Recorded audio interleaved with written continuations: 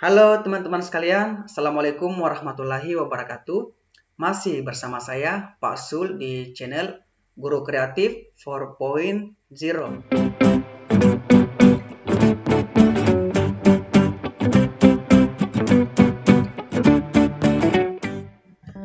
Oke, baik teman-teman, di video kali ini saya akan menjelaskan tentang soal dan pembahasan P3K, kompetensi manajerial dan sosiokultural untuk seleksi 1 juta guru honorer pada tahun 2021. Teman-teman, sebelum kita lanjut, yang baru bergabung jangan lupa subscribe channel ini untuk tetap mendapatkan informasi seputar P3K dan CPNS di tahun 2021. Materi ujian P3K teman-teman sekedar mengingatkan bahwa ada 5 tipe, ada kompetensi teknis, ini sesuai mapel teman-teman, kemudian ada tes bakat skolastik di bagian penalaran, ada manajerial, ada kompetensi sosiokultural, dan yang terakhir ada pertanyaan wawancara. Jumlah soal 150 nomor dan waktu 170 menit, bobot 100%. Mari kita ke contoh soalnya. Soal nomor 1, teman-teman. Sebagai seorang guru yang baru diterima bekerja di suatu sekolah, tugas-tugas yang harus Anda laksanakan adalah, saya garis bawahi teman-teman ya, guru yang baru bekerja di suatu sekolah. Tugas-tugas yang harus Anda laksanakan adalah, sebagai seorang guru teman-teman, tugas utama kita adalah mendidik. A. Kita lihat A. Membimbing dan mengajak peserta didik. Ya benar.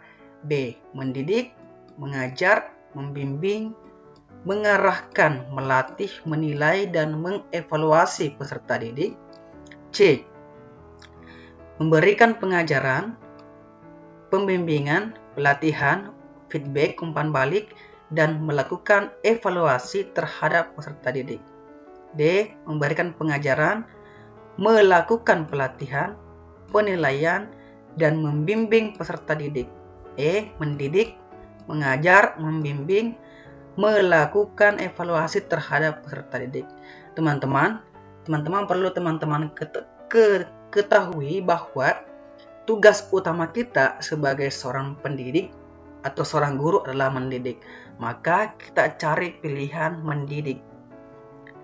B ini ya teman-teman, B ada dan E. Jadi C dan D ini kita skip. A juga kita skip. Ini kurang tepat. Jawaban yang paling benar adalah antara B dan E. B. Mendidik, mengajar, membimbing, mengarahkan, melatih, menilai, dan mengevaluasi peserta didik. E. Mendidik, mengajar, membimbing, dan melakukan evaluasi terhadap peserta didik. Antara B dan E, yang paling komplit, yang paling lengkap jawabannya adalah bagian B. Maka jawaban yang paling benar adalah bagian B. Nah teman-teman, saya kira jelas ya teman-teman. Tugas utama kita sebagai seorang guru adalah mendidik. Mari kita ke soal selanjutnya.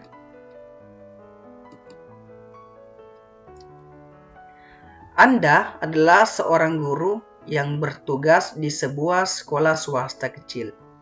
Suatu ketika, ada undangan penawaran untuk mengikuti pelatihan. Saya garis bawahi, dalam rangka meningkatkan kualitas guru. Pelatihan membutuhkan biaya pendaftaran, sedangkan sekolah tidak dapat membiayainya karena keterbatasan dana. Maka Anda akan menanggapi hal tersebut dengan A. Mencari materi-materi peningkatan guru yang ada di internet, kemudian mempelajarinya secara otodidak. Saya kira ini kurang tepat karena tidak berhubungan dengan soal yang di atas. B. Berusaha mencari bantuan dana dari luar sekolah, misalnya dengan mencari sponsor atau yayasan pendidikan yang bersedia membantu biaya mengikuti undangan pelatihan guru. Nah, ini kita pilih ya. B, hampir benar ini. Opsi benar. C, berinisiatif untuk melakukan penggalangan dana. Ada kata berinisiatif dengan semua guru di sekolah. Selanjutnya dilakukan giliran untuk pemberangkatan guru yang akan mengikuti pelatihan. Antara B dan C ini yang paling benar adalah bagian C. Jadi ini B sudah kita skip ya, kurang tepat. Karena ada C yang lebih tepat. Antara C dan B, teman-teman, ketika kita mendapati problem seperti ini, maka teman-teman, hal yang utama yang harus kita lakukan dulu adalah melakukan penggalangan dana dulu dalam lingkup sekolah. Jika tidak ada, barulah kita berusaha mencari di luar sekolah. Nah, mari kita lihat bagian D. Mempertimbangkan untuk tidak menghadiri undangan pelatihan guru karena keterbatasan biaya dan faktor lainnya. Ini salah, teman-teman. Ini tidak boleh dilakukan sebagai seorang guru. Ini sama sekali tidak ada usaha kita untuk mengikuti pelatihan tersebut. E, mengeluarkan dana sendiri untuk mengikuti pelatihan agar kualitas diri menjadi lebih berkembang. Nah, ini juga bukan salah tetapi kurang tepat, karena kualitas pelatihan itu, teman-teman, bukan hanya untuk kita tetapi bermanfaat juga untuk sekolah dan teman-teman guru lainnya. Nah, ketika kita sudah melakukan pelatihan, nanti kita melakukan in-house training di sekolah kita dan menjelaskan atau memberikan apa yang telah kita dapatkan di pelatihan tersebut kepada teman-teman guru di sekolah. Artinya, apa yang telah kita dapatkan dapat berguna bagi diri kita sendiri, teman-teman guru di sekolah, dan sekolah pada umumnya. Maka jawaban yang paling benar adalah bagian C. Berinisiatif untuk melakukan penggalangan dana dengan semua guru di sekolah. Selanjutnya dilakukan giliran untuk pemberangkatan guru yang akan mengikuti pelatihan. Baik, teman-teman, saya kira jelas ya apa yang saya sampaikan. Mari kita ke soal selanjutnya saja. Apabila suasana kelas dirasakan menjadi sangat membosankan, maka menurut Anda tindakan guru yang paling sesuai adalah, kita garis bawahi, kelas yang sangat membosankan. Nah, teman-teman, sebelum kita melihat opsi pilihannya, ketika kita mengajar kemudian kelas kita membosankan, kira-kira apa faktornya?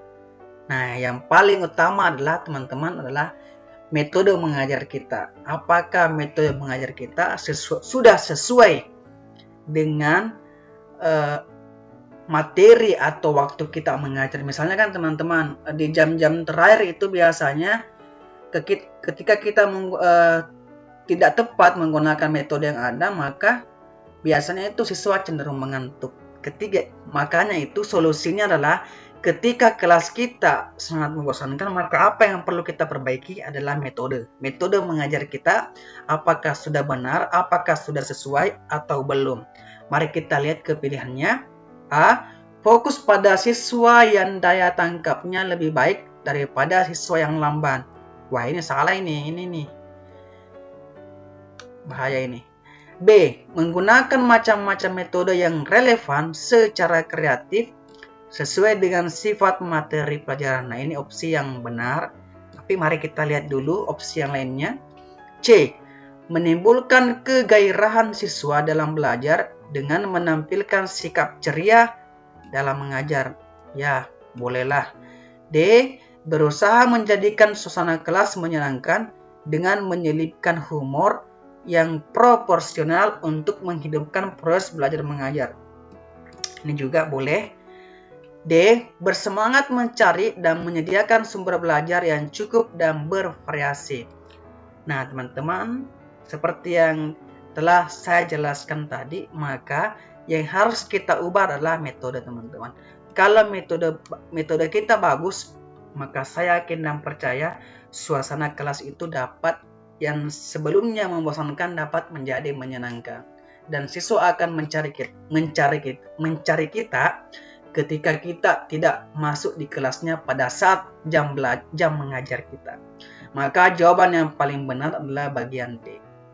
Jadi C, D, dan E ini bukan tidak benar, tetapi di soal ini kurang tepat. Ada jawaban yang paling benar adalah bagian B. Nah, yang paling salah di sini adalah bagian A. Baik teman-teman, kita ke soal selanjutnya.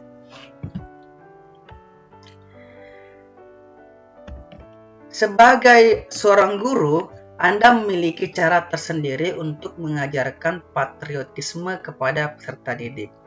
Cara yang paling sesuai dengan diri Anda adalah A. Berdiskusi dengan peserta didik untuk mengetahui pemahamannya mengenai pejuang. B. Mengajak peserta didik mengikuti kegiatan upacara bendera dengan khidmat. C. Berdiskusi dengan peserta didik tentang sejarah kemerdekaan Indonesia. Ini sama dengan C ya. C sama. Ini tentang mengenai pejuang, sedangkan ini tentang sejarah. D. Memberikan tugas role play kepada peserta didik, memerankan diri sebagai seorang pejuang kemerdekaan. E. Mendorong peserta didik untuk berprestasi di bidang kesenian, olahraga, maupun akademis. Sebagai seorang guru, Anda memiliki cara tersendiri untuk mengajarkan patriotisme. Patriotisme itu semacam memberikan patriot kepada siswa, mengajarkan siswa untuk tetap memiliki sikap patriotisme. Nah, jawaban yang paling benar teman-teman adalah bagian E, dengan cara mendorong peserta didik untuk berprestasi di bidang kesenian, olahraga, maupun akademis.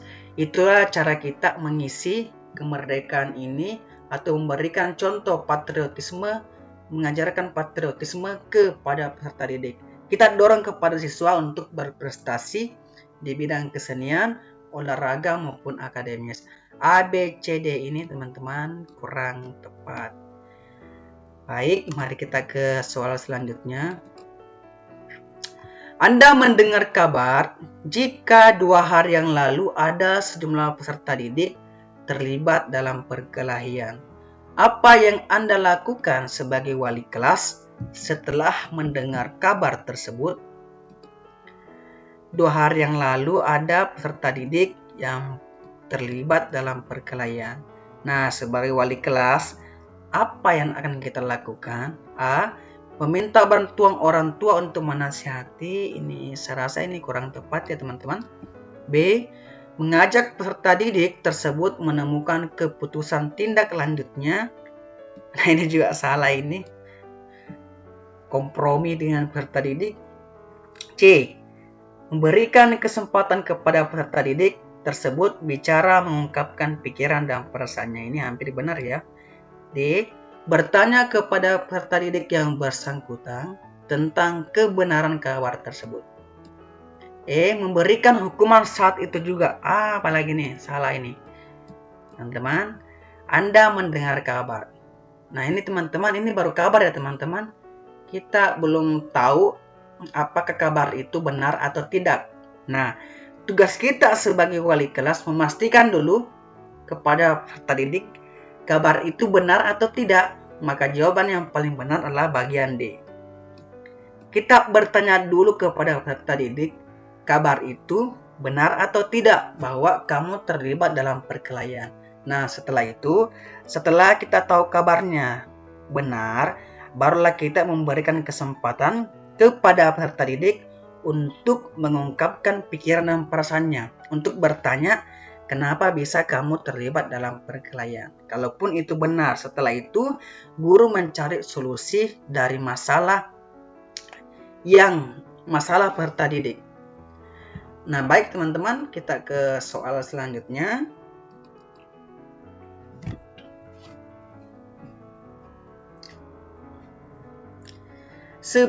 Sebagai seorang wali murid yang khawatir dengan pencapaian prestasi anaknya, mendatangi seorang guru dengan membawa bingkisan untuk meminta bantuan agar nilai anaknya tinggi di raportnya sehingga berpeluang lolos dalam seleksi perguruan tinggi. Nah, ini SNMPTN ini yang beliau maksud. Tanggapan guru tersebut terhadap wali murid adalah A. Menegaskan bahwa tidak bisa menerima permintaan wali murid karena integritasnya sebagai guru profesional dipertaruhkan. Oke, hampir benar. B. Merasa iba dan berempati kepada perjuangan wali murid tersebut, sehingga dengan berat hati guru menerima permintaan wali murid dengan catatan hanya sekali ini saja. Ini salah ini. Kurang tepat dan sangat tidak benar. C. Merasa iba dan berempati sehingga memenuhi permintaan wali murid tersebut walau bertentangan dengan naluri profesionalismenya. Apalagi ini, salah sekali. C. Menolak dengan sangat berat hati, namun tetap menunjukkan empati demi integritas profesionalisme guru. Ini hampir benar. E. Menolak dengan santun dan tegas, disertai penjelasan mengenai integritas profesionalitas guru. Nah, jawaban yang paling mendekati benar adalah bagian A, D, dan E. Antara A, D, dan E, jawaban yang paling benar adalah bagian E. Menolak dengan santun dan tegas disertai penjelasan mengenai integritas profesionalitas guru. Nah, teman-teman, jawaban yang paling benar adalah bagian E ya. Mari kita ke soal selanjutnya. Ketika terdapat dua peserta didik yang berebut masuk ke dalam kelompok anak pintar dalam menyelesaikan tugas, maka respon guru adalah, saya garis bawahi teman-teman, ada dua peserta didik berebut untuk masuk ke dalam kelompok anak pintar. Maka respon guru adalah A. Melarang kedua peserta didik tersebut masuk ke dalam kelompok anak pintar supaya adil. Nah, saya rasa ini teman-teman bukan solusi ya kepada siswa. B. Menentukan peserta didik yang masuk ke dalam kelompok anak pintar berdasarkan kreativitasnya di kelas. Nah, ini juga kurang tepat. C. Menyatakan bahwa masuk kelompok mana saja tidak ada bedanya karena yang lebih penting menyelesaikan tugas yang diberikan. Nah, ini juga teman-teman bukan solusi. D. Membagi kelompok anak pintar menjadi dua sehingga kedua peserta didik tersebut dapat sama-sama menjadi anggota kelompok anak pintar. Nah, saya rasa ini opsi yang benar. Mari kita lihat ke bagian E. Mengajak kedua peserta didik tersebut berdiskusi dan bermusyawarah agar dapat berdamai dan mengambil keputusan yang tepat. Juga kurang tepat. Nah, jelas sekali teman-teman, jawaban yang paling benar adalah bagian D. Membagi kelompok anak pintar menjadi dua, sehingga kedua peserta didik tersebut dapat sama-sama menjadi anggota kelompok anak pintar. Oke, A, B, C ini kurang tepat, E juga kurang tepat. Nah, teman-teman, mari kita ke soal selanjutnya. Salah satu teman yang berprofesi sebagai guru tidak pernah memberikan umpan balik. Kata tidak pernah memberikan feedback atau umpan balik terhadap hasil pencapaian belajar peserta didiknya. Para peserta didiknya menyampaikan keluhan kepada Anda sebagai wali kelasnya. Maka yang Anda lakukan saat menjumpai situasi tersebut adalah A. Memilih diam melihat hal tersebut karena merasa sejalan bila mau mengingatkan. Nah, ini kurang tepat ya teman-teman, salah. B.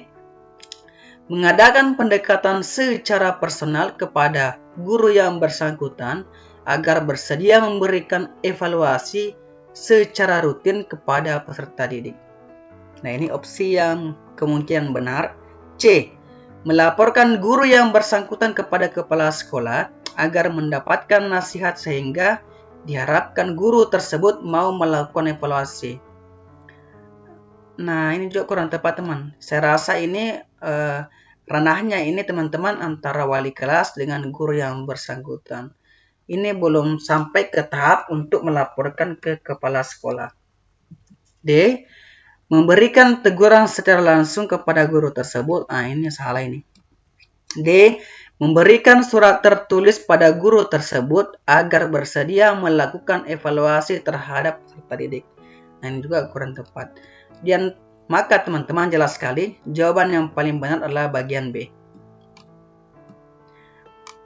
Mengadakan pendekatan personal kepada guru yang bersangkutan agar bersedia memberikan evaluasi secara rutin kepada peserta didik. Baik teman-teman, mari kita ke soal selanjutnya. Menurut Anda, apa yang paling utama yang akan Anda lakukan sebelum mengajar? Yang paling utama teman-teman, ada kata yang paling utama sebelum mengajar, artinya sebelum masuk kelas. A. Menyusun rencana pembelajaran yang relevan. Menyusun RPP. B. Merencanakan tugas pengajaran. Dan selanjutnya berlatih apa yang harus dilakukan di kelas. Ini sama dengan bagian A teman-teman ya. Membuat RPP. E. C. Menyusun media dalam mengajar. D. Mempersiapkan diri dengan membaca materi pelajaran yang akan diajarkan. E. Menyediakan lembar evaluasi pembelajaran. Nah teman-teman, di antara pilihan A, B, C, D, E, yang paling benar teman-teman adalah bagian D. Mempersiapkan diri dengan membaca materi pelajaran yang akan diajarkan. Saya rasa teman-teman kalau RPP ini jauh hari ini kita sudah punya ini sebelum kita mengajar. Maka ketika kita mau mengajar misalnya sebentar, maka yang harus kita lakukan adalah mempersiapkan diri dengan membaca materi pelajaran yang akan diajarkan. Oke, baik teman-teman, saya rasa teman-teman sudah mengerti. Nah, teman-teman, sebagai tugas saya memberikan satu soal ini. Satu soal kepada teman-teman. Teman-teman bisa menjawab soal ini di kolom komentar teman-teman ya. Teman-teman bisa berdiskusi di sana dan memilih jawaban yang paling benar. Saya bacakan soalnya. Tahun ajaran baru sudah berlangsung selama 2 bulan. Namun buku paket yang seharusnya dibagikan secara kolektif pada semua peserta didik belum datang. Hal ini membuat para peserta didik merasa kesulitan dalam belajar. Bagaimana Anda menyikapi hal tersebut? A. Melaporkan kepada kepala sekolah tentang kondisi yang ada dan meminta solusi agar proses belajar mengajar dapat berlangsung dengan baik. B. Membuat rangkuman materi pelajaran dan soal-soal latihan yang selanjutnya dibagikan kepada peserta didik agar dapat tetap belajar. C. Meminta pada peserta didik untuk melakukan belajar kelompok dengan materi yang sudah pernah diterangkan. D. Meminta peserta didik untuk meminjam buku paket dari kakak kelas agar tetap dapat belajar. E. Meminta maaf kepada peserta didik karena keterlambatan buku paket dan meminta untuk bersabar. Nah, jawaban teman-teman dapat dimasukkan atau diketik di kolom komentar. Baik teman-teman, untuk video kali ini cukup sekian dulu ya. Tadi jawaban teman-teman nanti akan kita bahas di video saya selanjutnya. Terima kasih dan semoga bermanfaat. Wassalamualaikum warahmatullahi wabarakatuh.